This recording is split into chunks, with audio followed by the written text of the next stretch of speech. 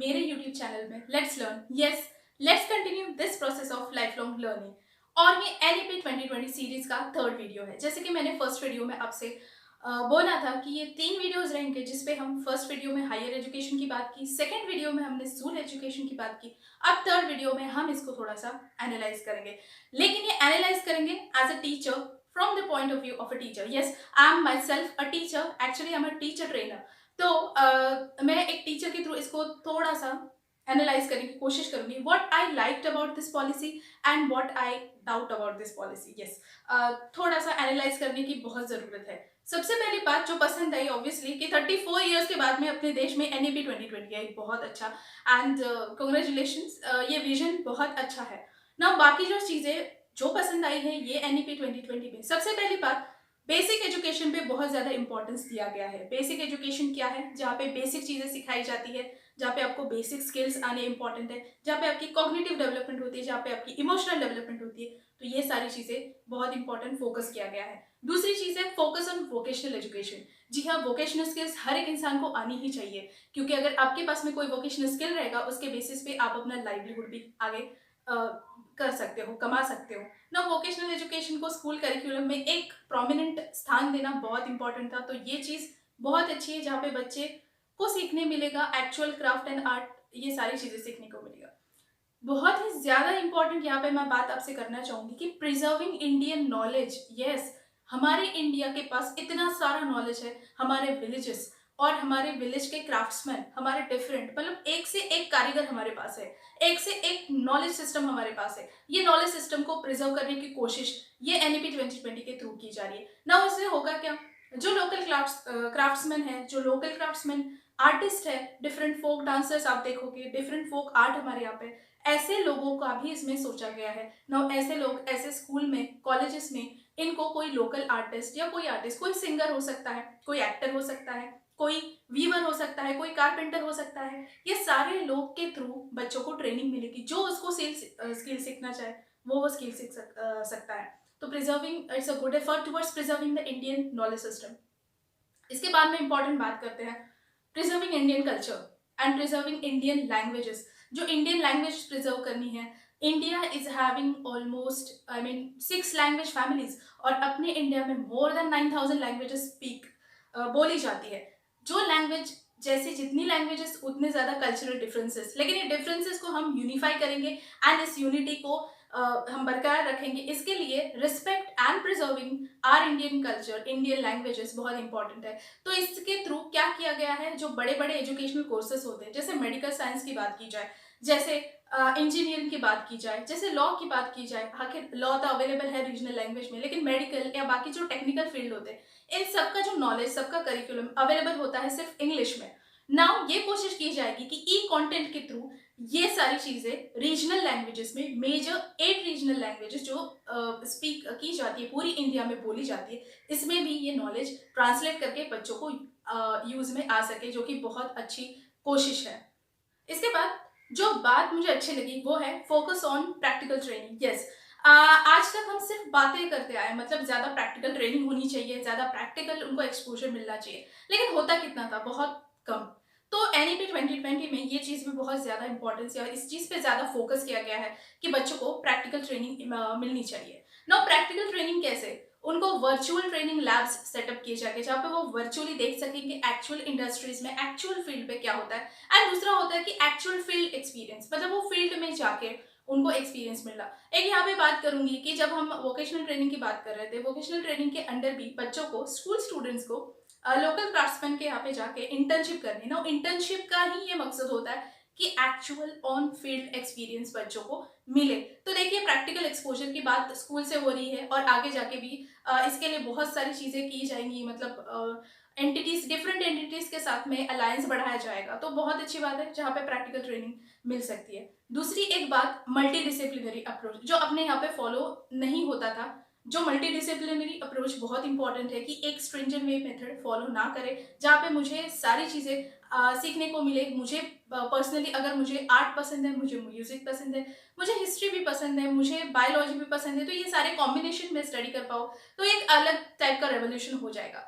ना दूसरी जो चीज़ है वो पसंद आई है, वो है they have tried to bridge the gap between government schools and private schools. तो ये बहुत अच्छी बात है जहाँ पे पूरा रेगुलेशन होगा, regulations in the terms of fees, regulation in the terms of बाकी सारी चीज़ें, मैनेजमेंट, एडमिनिस्ट्रेशन, जो एट पार हमारे एजुकेशन सिस्टम को लाने की कोशिश करेगा। बहुत अच्छी बात है। इसके बाद में जो एक थिंग है, रोट मेमोराइजेशन को कर्व करना, रोट मेमोराइजेशन को रोक लगाना। जी हाँ, व्हेनेवर हम लोग भी जब टीचर ट्रेनिंग के इसमें रहते हैं, जब हम भी टीचर्स ट्रेन करते हैं, तो उनको यही बता दें कि रोट मेमोराइजेशन को आप डिस्करेज करो, रोट मेमोराइजेशन नहीं करवाना है। लेकिन जब सिस्टम, मतलब जो ओल्ड सिस्टम है, उसमें ही अगर रोट मेमोराइजेशन को एनकरेजमेंट मिले तो फिर क्या कर सकते हैं। इसके लिए ये चीज़, ये लूप होल निकालने की कोशिश की गई है।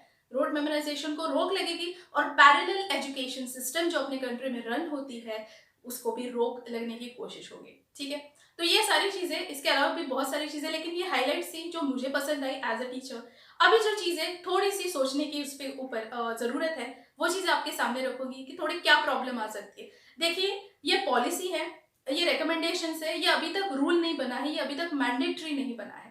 तो जब अभी इसके ऊपर रिसर्च किया जाएगा, अभी इसके ऊपर भी डिस्कशंस होंगे, इसके बाद में जो लूप होल्स होंगे उसके ऊपर चर्चा होगी। ठीक है, तो हम भी इसको थोड़ा सा एक क्रिटिकल पॉइंट ऑफ व्यू से देखने की कोशिश करते हैं कि प्रॉब्लम्स कहाँ आ सकती है। सबसे बड़ी बात, प्रॉब्लम आ सकती है जब मीडियम ऑफ इंस्ट्रक्शन डिसाइड होगा। जैसे अगर 5th स्टैंडर्ड तक मदर टंग या फिर लोकल लैंग्वेज होगी वो बच्चे की, उसमें अगर उसको पढ़ाए, नो प्रॉब्लम वहाँ पे होगी अगर बच्चे के दोनों पेरेंट अलग अलग बैकग्राउंड से है। अगर बच्चा बिग बिग सिटीज में रहता है जहाँ पे बहुत सारी लैंग्वेजेस बोली जाती है, लेकिन उनको 5th स्टैंडर्ड तक हमने अगर मदर टंग में ट्रेनिंग दे भी दिया, फिर what if the student if he changes his medium after 6th standard, फिर ऐसे बच्चों को वहाँ पे पढ़ाना थोड़ा सा डिफरेंट, थोड़ा सा डिफिकल्ट हो जाता है। लैंग्वेज जो लर्निंग है, अगर हम अर्लियर स्टेजेस में ही उसको पढ़ाए तो ही वो बहुत ज़्यादा इफेक्टिव होती है। तो ये एक प्रॉब्लम अराइज हो सकती है। और दूसरी प्रॉब्लम है कि मीडियम ऑफ इंस्ट्रक्शन की अगर हमने कंपल्शन कर दिया मदर टंग या फिर लोकल लैंग्वेज की, तो प्रॉब्लम होगा कम्युनिकेशन गैप। जैसे मैंने आपको बोला कि इंडिया में lots of languages, tremendous languages are spoken in India. फिर इंडिया जैसे कंट्री में जब एक साउथ का पर्सन नॉर्थ में जाता है, तो इंग्लिश या फिर ऐसी लैंग्वेजेस या फिर हिंदी हो, ये ऐसी लैंग्वेजेस एक कॉमन प्लेटफॉर्म की तरह सर्व करती है कि वो एक दूसरे के साथ में कम्युनिकेशन कर पाए। फिर यहाँ पे हम थोड़ा सा सवाल उठता है कि कम्युनिकेशन गैप हो जाएगा, कम्युनिकेशन करने में थोड़ी सी डिफिकल्टी हो सकती है ना। ये एक पॉइंट है, इसके ऊपर मुझे ज़रूर आशा है कि इसके ऊपर सोचेंगे। दूसरी एक बात करेंगे कि जहाँ पे फिलैंथ्रोपिक अलायंस हाइड कर रहे हैं ना, फिलैंथ्रोपिक अलायंस या फिर क्या होता है, जो चैरिटी के लिए बड़े बड़े जो फर्म्स है, कॉर्पोरेट फर्म्स हो जाए या फिर प्राइवेट कंपनी इन शॉर्ट, इनसे जो फिलैंथ्रोपी की जाती है, चैरिटी की जाती है, ऐसे लोगों को हम इन्वॉल्व कर रहे हैं। इसका मतलब थोड़ा सा प्राइवेट सेक्टर का इंट्रूशन, थोड़ा सा प्राइवेट सेक्टर का इंटरफियरेंस इसमें ज़्यादा हो सकता है। जी हाँ, तो इसको थोड़ा सा रेगुलेट करने की बहुत ज़रूरत है। दूसरी अगर बात की जाए तो सिंगल रेगुलेटरी अथॉरिटी, जैसे मैंने पहले वीडियो में आपको बताया कि एनसीटी, एआईसीटी, यूजीसी, ये सारे एक साथ रहेंगे। प्रॉब्लम ये हो सकता है कि अगर मैकेनिज्म ठीक से बना नहीं, मैकेनिज्म मतलब अगर उसकी हायरार्की या फिर जो जो डिपार्टमेंट ठीक से नहीं बने, तो थोड़ा सा प्रॉब्लम हो सकता है, क्योंकि आपको हर चीज़ के लिए फिर एक ही अथॉरिटी के लिए दौड़ना पड़ेगा। एंड आई होप सो ये सब चीज़ें क्लियर की जाएगी। बाद में बात आती है कि मेंटेनिंग स्टैंडर्ड्स कितना डिफिकल्ट हो जाएगा, जहाँ पे सेल्फ डिस्क्लोजर की बात की है। सेल्फ डिस्क्लोजर मतलब हर एक इंस्टीट्यूशन को, हर एक स्कूल को, हर एक जो अपने एजुकेशन, हायर एजुकेशन इंस्टीट्यूशन हो या फिर कोई भी इंस्टीट्यूशन हो, उनको सेल्फ डिस्क्लोजर करना पड़ेगा। उनको खुद से अब ये अनाउंस करना पड़ेगा, डिक्लेयर करना पड़ेगा कि आप कैसे मैकेनिज्म आपके यहाँ पे काम कर रहे हैं। नो, यहाँ पे थोड़ा सा प्रॉब्लम हो सकता है कि बहुत अच्छी बात है अगर ऑनेस्टली कोई करे, तो यहाँ पे हमें थोड़ा सा कुछ रेगुलेटरी बॉडी भी उसको थोड़ा सा टाइट कसने की जरूरत पड़ेगी, क्योंकि क्वालिटी पे हमें कॉम्प्रोमाइज नहीं करना है।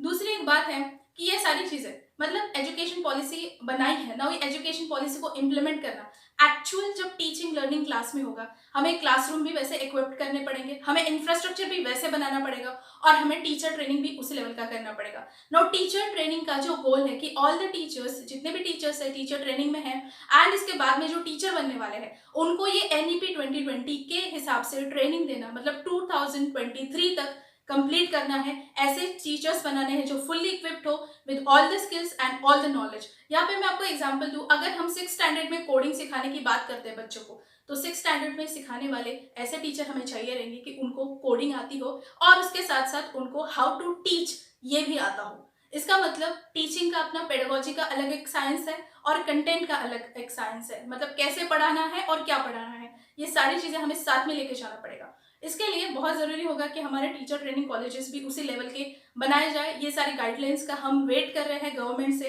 एंड अच्छी चीज़ ये है कि क्रिटिसाइज करना इसका मकसद नहीं है। इसका मकसद ये है कि आपके सामने वो सारी बातें रखना जो हमें मुझे कुछ समझ में आई as a teacher trainer, and आपको भी शायद थोड़े से कुछ हमेशा डाउट रहते हैं कि ये चीज़ें कैसी होंगी।